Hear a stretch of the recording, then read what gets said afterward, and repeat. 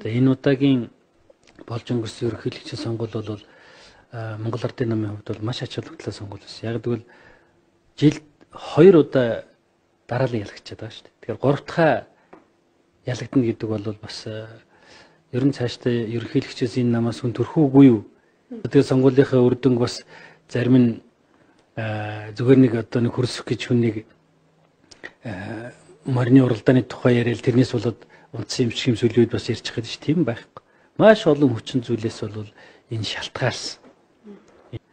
Татврын нэмчээд хүүхдийн мөнгөний хасчаад тэгээд орохоор яаж сонгуульд олигтой үр дүн гарах юм бэ?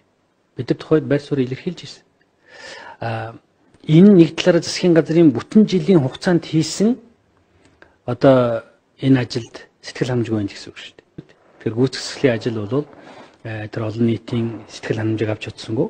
Улс төрийн хүрээнд бол одоо өдөрцөөл бүрэн бүрэлдэхүүнээр хариуцлуулъя. Ард түмнийхээ сэтгэл ханамжийг одоо дээшлүүлж чадаагүй засгийн газар бас одоо үйл ажиллагааны хавьд хариуцлага тооцоо. Намын удирдлага шинчлэгдээл тэгэл шинэ маягаар шинжилгээ хийгээл ингээл дараагийн 20 оныхоо сонгуул руу орох хэвээр.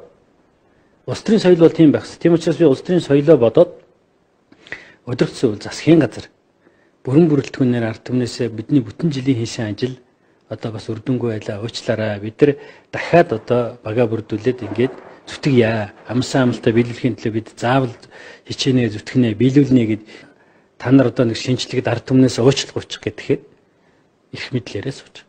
Ард түмэн юунд итгэсэн юм? Амьдрал сайжруулах байх л гэж итгэсэн шүү дээ. Улс орныхоо хөгжлийг өөдөн татах байх л гэж итгэсэн шүү дээ. Тэгээ жилийн ажлын ард түмэн үнэлээд уян болохгүй байна л гэсэн л асуудал шүү. Тэр чинь инколд гэдэг хүндээ биш. Тэр энэ ажлыг хийж байгаа тэр гүйцэх засаглал тавьсан дүн байхгүй юу? Тэгээ яах ингээл одоо бид нар дахиад нэг оролдоод үзье гэл. Юу чи шалгалтанд 2 удаа муу авчихаар 3 дахь амжилт гардаг шүү дээ. Оруулдагчгүй шүү дээ. Тийм учраас одоо ингээд дахиад зүтгэнэ гэвэл энэ одоо олон түвний нэгдэл болсон намын нэгдмэл ирэх ашгийг л хохирох байхгүй. 20 онд ахаад шалгалтын дээр 3 дахь удаа муу авах гэж шүү дээ.